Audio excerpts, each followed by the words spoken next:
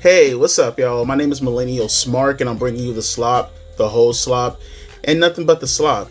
Hey, yo, shout out to the homie Owl. I had no clue this was a thing. I had no clue this was going on. I'm actually kind of shocked by all this in multiple ways, but it's... Here, check this out. So, this was completely off my radar. Almost a week ago, Travis Heckel, he dropped this post. He was saying, I know I have a lot of wrestling fans through here, but just so you know, I'm no longer working on the Cornette podcast. It was a great opportunity and fun times. If it's your thing, please keep listening and have fun. Which, again, shocked a lot of people. He has a lot of, has a decent amount of reposts for the most part, because he's pretty much synonymous with the Jim Cornette podcast, right? And someone, PWP Nation, they went out of their way to actually link the podcast that Jim Cornette and Brian Last talked on about Travis Heckel, right? And I don't have any transcripts in front of me. I listened to the entire podcast, so I'm just going to kind of give you the TLDR. But essentially, Jim Cornette found out that Travis Heckel was a MAGA supporter, right? He was a full-on, Trump supporter. Not even necessarily right-wing if you hear Jim Cornette and Brian Last talk about it, but just flat-out MAGA, right? And I'm going to get to the breakdown in a little bit, but the first thing that comes to mind for me was I don't understand. To be fair, they did say in the podcast that, he has a separate account. I don't know where that comes from, because I see this account right here, or maybe I misheard it, but essentially, pretty much, they had no clue that Travis Heckel was this active on social media. And they had no clue that Travis Heckel was essentially very prominent in right-wing spaces and essentially talking about this stuff. The thing that really, the straw that broke the camel's back, allegedly for them, well, not allegedly, they actually said it, was the fact that Travis called Joe Biden a pedophile, right? That was the straw that broke the camel's back. And essentially, Jim Cornette was furious about this, outright incensed. He was furious about all this. He had Brian Last essentially email him, pretty much say, can you stop doing this? And Travis Heckel, at first, he was like, okay, I can comply with that. But then he came back and he was essentially saying, you know what, maybe it's best if we actually go our separate ways, right? And here's the funny part. People are going to probably hear me say this and they're going to be like, huh? I'm not going to lie to you, especially after having proper context when looking at all this. I agree with Jim Cornette. Flat out. I absolutely agree with Jim Cornette. Now, let me break this down for you. Throughout the podcast in itself, Jim Cornette kept making reference, which is so weird and it's very stupid. I don't know why he keeps doing this. And Brian Last kind of alluded to this a little tiny bit also, but there was a point. There was two things that they kept doing. Jim Cornette kept pointing to the fact that this isn't political, where it's inherently political. It's beyond political. You essentially went after Travis for being political. That's what it was all about. You were offended that Travis Heckel was outright political. So I don't know why Jim kept harping on that point. It was very weird. Again, I'll leave the link down in the description box if you want to watch the video, or if you haven't already watched the video. And then there was another point that Jim kept talking about that was actually so lacking of self-awareness. And it was almost to the point, because Brian Last was saying it too, and I can't help but think that Brian was kind of, nudging at Jim Cornette a little tiny bit, just because it was so blatant, was the fact that Travis Heckel kept saying that he hated politics and how he was going to disengage with politics. That's what he told them in the past. And Jim Cornette and Brian Last, they were harping on the fact that, yeah, politics can, it can make you sick. It's not healthy. It's not mentally healthy. They kept harping on this point when Jim Cornette is he's sitting right there, and Jim is unironically saying the same thing too. It's not healthy to be so obsessed with politics, and I'm like, Jim, you realize what you're saying right now. You went after Travis because of his politics. You do realize that, right? How do you say in the same breath, like, never mind how you feel about politics, never mind if you're left, never mind if you're right, how do you outright say something like politics is unhealthy, but you're breaking ties with your friend because of politics? It was just, it was wild. It was wild actually hearing him constantly harp on that. And the thing that they hated the most was the fact that they felt like that they were betrayed. Like, again, these are the same people that were saying politics is unhealthy, and they're reacting to the situation with Travis as if they were betrayed. It's the wildest damn shit. It felt like, unironically, a cult. And I'm not talking about the cult of Cornette. I'm talking about they actually, like, maybe not even a cult, like a religious thing. Cult. Let's say that. Because even religion, I have a lot of friends who are Muslim. I have a lot of friends who are Catholic. Black friends who are Muslim, Spanish friends who are Catholic down here in Miami. I'm Baptist. We wholeheartedly disagree when it comes to religion overall, as far as our practices, right? But we're still friends in the end of the day. We don't talk about religion because we have other hobbies and other things that we like that we get along with. That's how we connect. That's how we move on with life and become great friends. Just like people with politics. 99% of my friends are Democrats. And not just Democrats, like hardcore progressive liberals. Like super duper hardcore. My family is hardcore liberal. But we're family, and I love them and they love me. I said this before in the past. And from what I can tell, Jim and Brian, allegedly, I think I heard Brian call him a libertarian, or thought that he was a libertarian, but Jim Cornette had no clue at all about his politics. With Travis, though, I'm pretty sure he was very much aware of Jim Cornette's politics. I'm pretty sure he was very much aware of Brian Last's politics, and yet he still did it. He didn't care.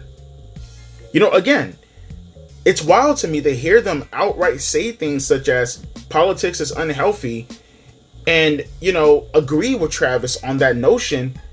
But, like, Travis is the only one who didn't care about your politics. You essentially got angry at him because of his politics. He didn't get angry at you. He worked for you knowing your politics. And you guys are great friends. Brian Last said that he met this guy in 1995. That's 30 years. 30 years. And, I'm not going to pretend as if maybe Travis and Brian had a falling out. It just seems like it's more so Travis and Jim had a falling out. But here's where we get to the juicy part for me, right? Here's when we get to the conclusion that even though I hear Travis, I honestly, and look, here's the thing. I'm probably on Travis' side for maybe, I would say, 70% of his politics, not overall his entire politics. Like, I don't like Joe Biden, but I'm not going to go out of my way to call him a pedophile without having legitimate proof about that. I just feel that's very irresponsible. Even though I don't like Joe Biden, even though I didn't vote for Joe Biden, I'm not going to call him a pedophile. That's insane. And honestly, like I said, I'm not really, maybe I was hardcore MAGA a couple of years ago, but I'm damn sure not hardcore MAGA now, although I am still a conservative. Regardless of how I feel, regardless of how I see Travis Heckel, you knew Jim's politics, as I just alluded to before. You had to know someday this was going to happen.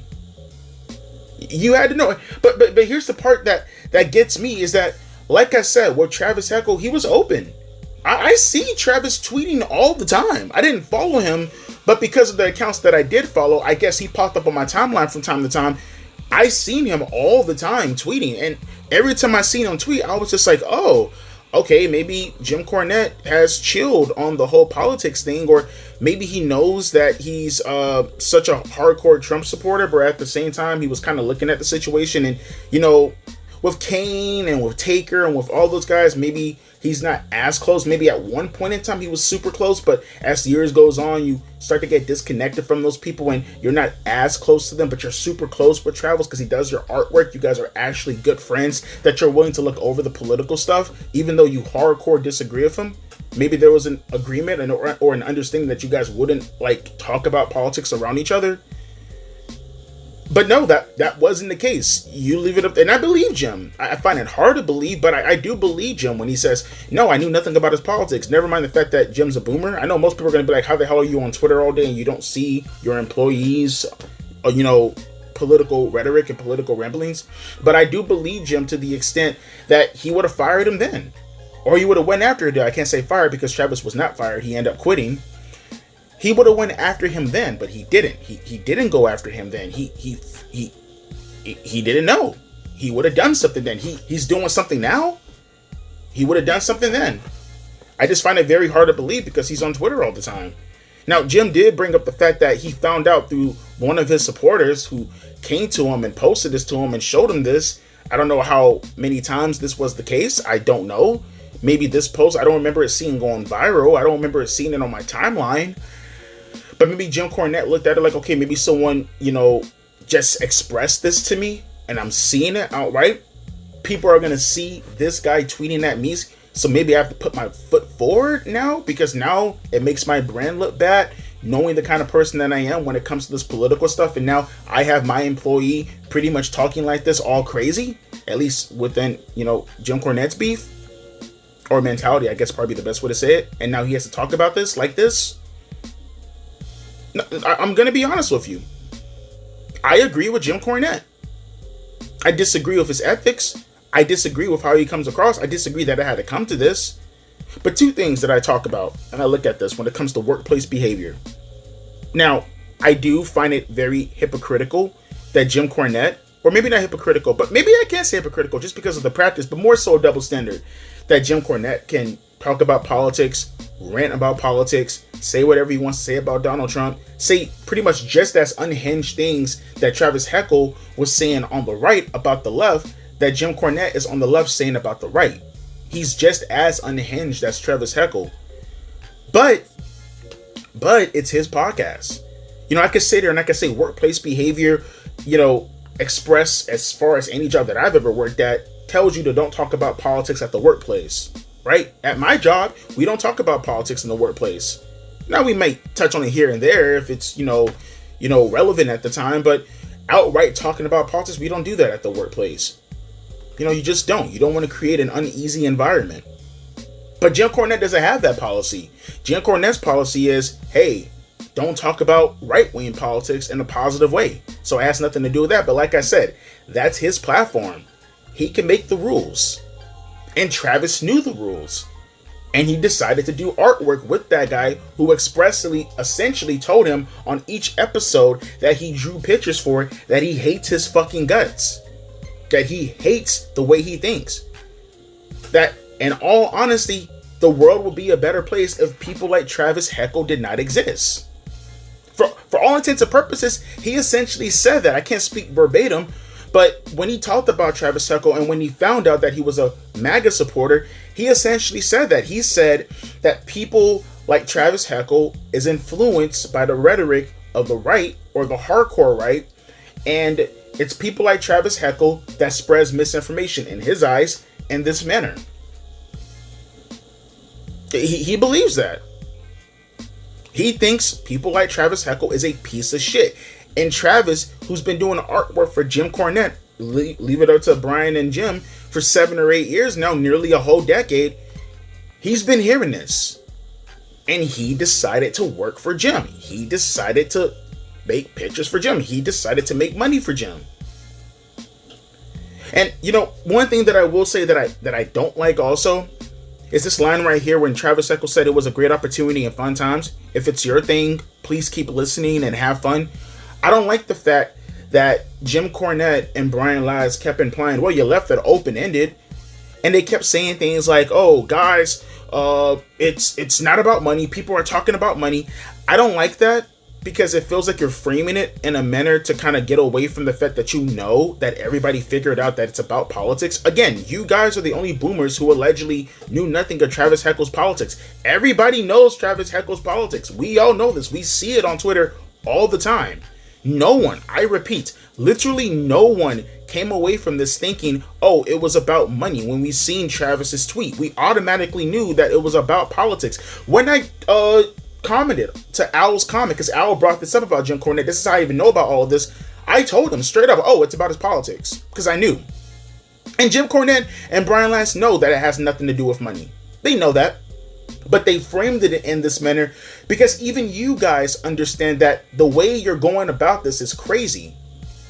You understand that you having to even frame it in this manner about money to be dishonest, to take away from the fact that we all understand that it's about politics. Yeah, apparently only you two. As a matter of fact, I even go as far as to say that Brian Last probably thought to himself, yeah, this sounds kind of, just because of the way he was talking and how Jim Cornette was explaining the situation. I like to think that even Brian Last understands that, yeah, this sounds kind of crazy for us to frame it in this manner, but we're going to say it anyways because it's plausible deniability anyways.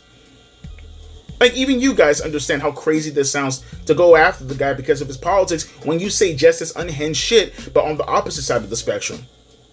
But, like I said, overall, reiterating this, Travis knew the rules. This is Jim Cornette's platform. He gets to do whatever he wants to do with his platform. And this is what it is. And to be fair, I will point out the fact, and I think I said this earlier, but just to reiterate the stance, Jim Cornette did not fire him. Jim Cornette gave him a chance. He even said that, hey, he didn't even come out to even talk about Travis Heckel being fired. He wanted to talk about it in the video because he kind of gave Travis Heckel a time frame, in his own mind to maybe repent, I guess. I don't know, see the errors of his ways or whatever. And to be fair, they didn't care about Travis Heckel's politics in the sense that they were going to fire him over it at that point in time. They essentially were saying, we don't like what you're saying, stop talking about it. And Travis Heckel decided that, hey, I want to keep talking about it. And that's how he got dismissed, being that he quit because he wanted to keep talking about it. That was the position. So I can't outright say it was Jim Cornette's fault, but it was the environment that Jim Cornette created that I find insane that led to Travis Heckel's dismissal. And I agree in the sense that Jim makes the rules, but I disagree because this is incredibly unhealthy. This is insane. Like I said earlier on, Jim Cornette touching on the fact that, hey, politics is unhealthy, and I agree with Travis Heckel that he should not have to engage or be engaged with this landscape of politics. Well, here you are.